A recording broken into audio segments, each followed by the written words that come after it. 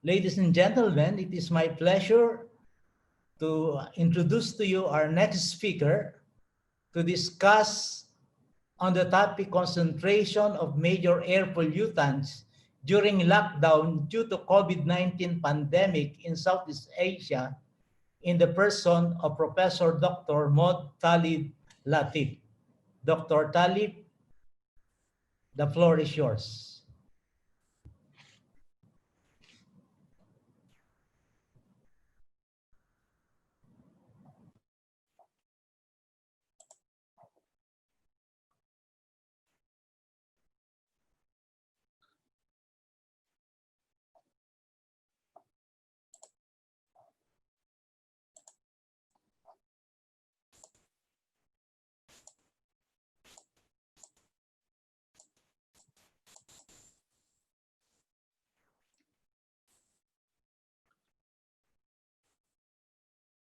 Hello, everyone. Thank you very much to John for very interesting for the invitation to this conference. And thank you very much for the nice introductions. The title of my presentation today is Concentration of Major Air Pollutants During Lockdown Due to the COVID-19 Pandemic in Southeast Asia.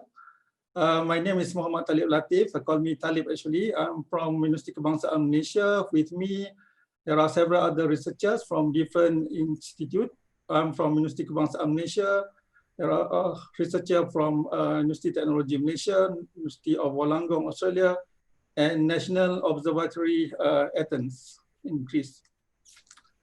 So I think, as you know, that Southeast Asia was not an exception to the hit of novel coronavirus. We have pandemic COVID-19 in Southeast Asia, and even though the pandemic is not as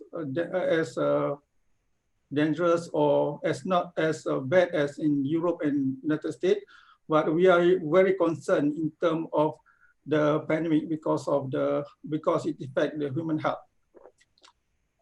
For the COVID-19 cases in Southeast Asia so far, for the world cases, we have more than 15 million. Your slides is not showing up. I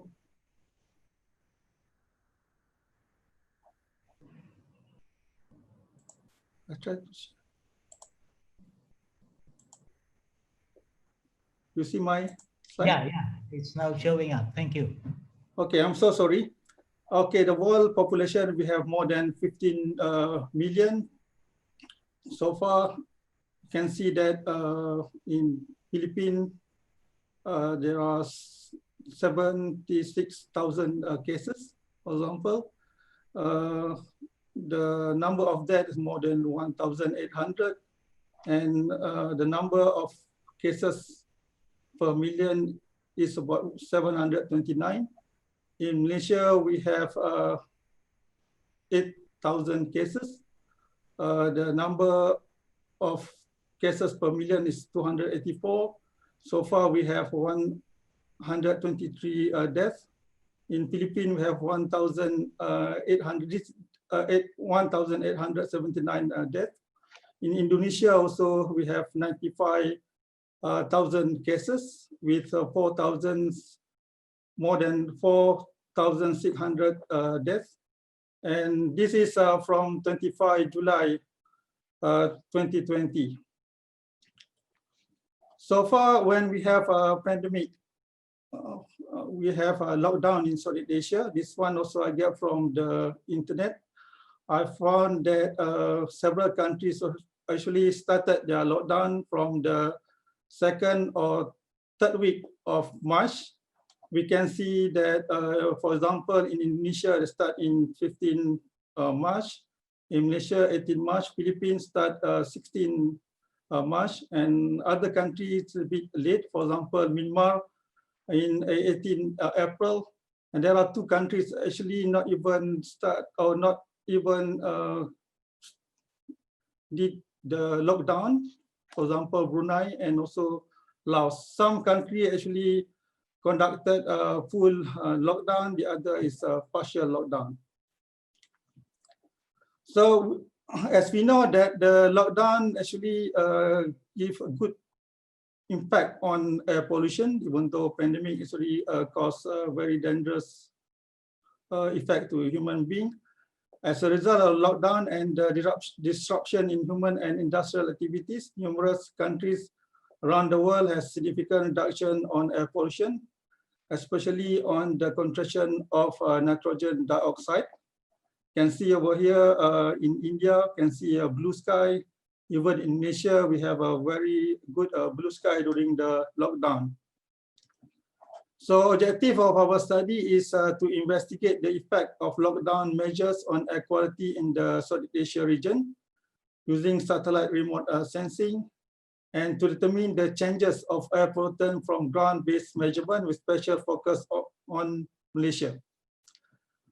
So to have our air quality data for satellite image, we measure aerosol optical depth by using Himawari 8, which is a Japanese weather satellite operated by the Japan Meteorological Agency. It was launched on 7 October 2014, and it carries the advanced Himawari imager sensor, which operate at 16 band from visible to infrared. For AOD measurement, the level 3 product Himawari 8 and improved version of L2 AOD product that minimize cloud contamination, as shown by Kikuchi 2018. Aerosol product also from Himawari 8 have been compared and evaluated against Aeronet at several stations in Southeast Asia. And this also has been agreed with a study by Young 2020. For satellite NO2 measurement, the tropospheric NO2 column density is systematically measured by the done-finished AOMI, ozone monitoring instrument sensor, on board Aura satellite, which follow a sun synchronized orbit with an equator crossing time near 13:45 local time. And O2 concentration were obtained from the NASA website. This is the website that we download our data. Other than satellite data, we also get a ground level measurement. For this, we actually conduct our research in Malaysia, because in Malaysia we have 65 stations with hourly data. The data actually belong to Malaysian Department of Environment. The concentration of air pollutants such as PM10, PM2.5, NO2, SO2, CO, and ozone. And also this station actually measure meteorological factors such as wind speed, wind direction, Latif humidity, and UV radiations. This is a station in all over Malaysia that collected data for air pollutants. This is our result of AOD was satellite image. This is A is 2018. We compare our data 2019 with this C, where we get the data for AOD during the lockdown, 18 March to 30 April. We can see over here, over the Southeast Asia, it's very hard to determine the comparison in the northern part of Southeast Asia because of biomass burning. But in the southern part of Southeast Asia, we can see a clear from biomass burning, where we can compare, see the level of AOD in C to A and also B. We can see over here, overall, the concentration or the value of AOD is a bit lower during the lockdown compared to the same time in 2018 and 2019. This is the data that we get based on the time, a specific time, and we compare the same time in 2019 and 2020. We can see over here in Manila, the concentration, the value of AOD is 0.25, a bit low compared to 2019, but a bit high compared to 2018.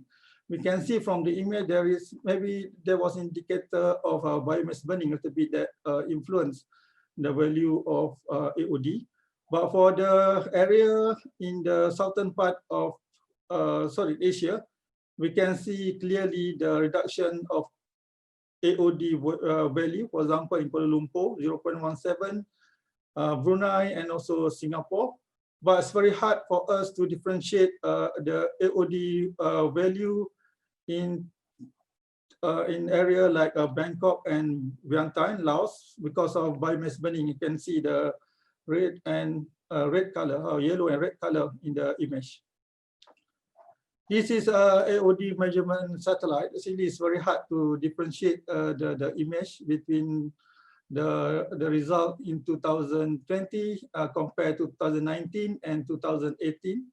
But we can see it's quite a blue color over here in Kuala Lumpur, around Singapore. But in Philippines, we can see a little bit yellowish color, showing a bit high AOD compared to the 2019 and 2018.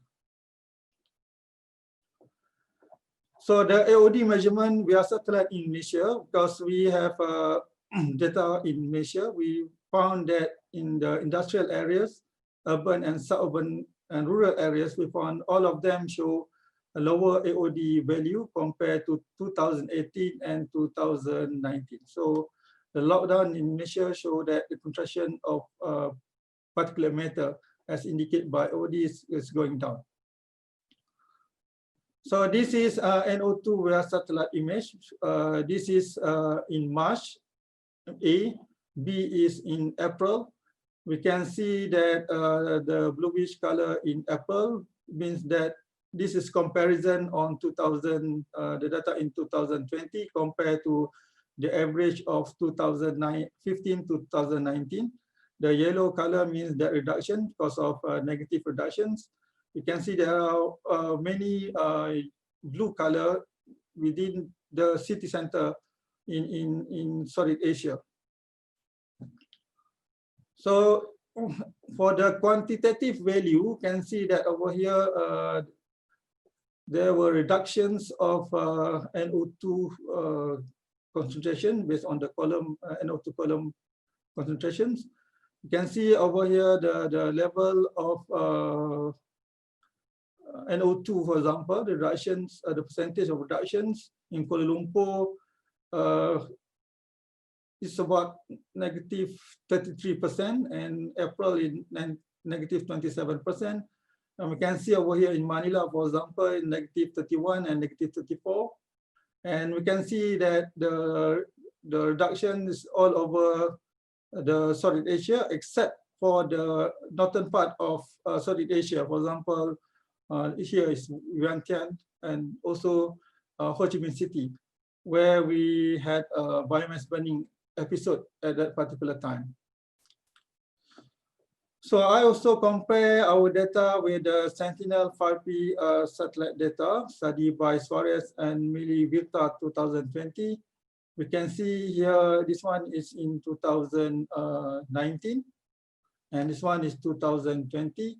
You can see over here the level of NO2 reduced significantly during lockdown in Manila compared to at the same time in 2019. So it's also indicate that NO2 reduction happened in Manila during the lockdown. So this is a ground level measurement in Malaysia based on the stations recorded by Department of Environment. You can see that over here the PM, can see reduction of PM, especially in industrial and urban areas. Rural areas is very hard to have reductions. NO2 can see reductions. CO happen in urban and suburban area. We don't have data on industrial areas. SO2 not indicate a good reductions because the level of SO2 is very low actually, and the comparison is very hard to do. But the ozone, we found that the indication that the concentration is a little bit increased during the lockdown.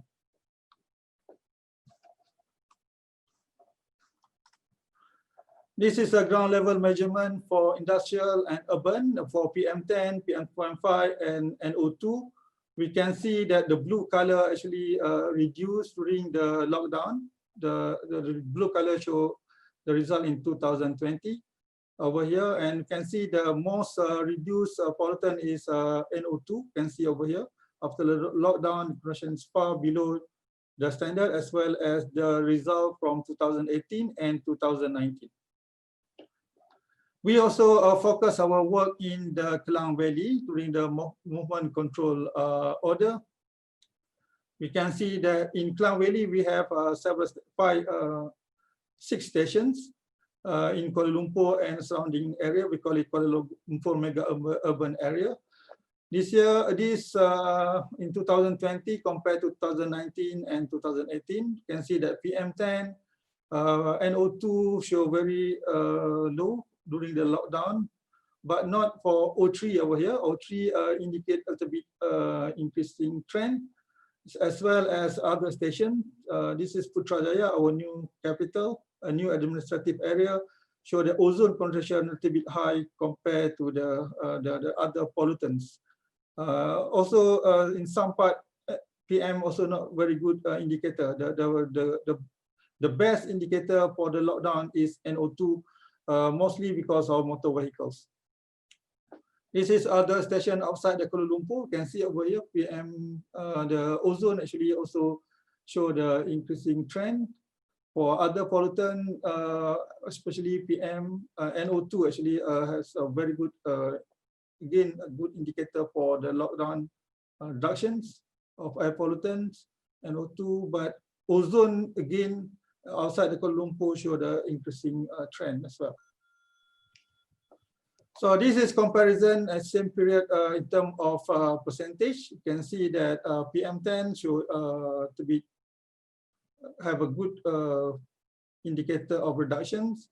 PM2.5 also, NO2 is the best indicator.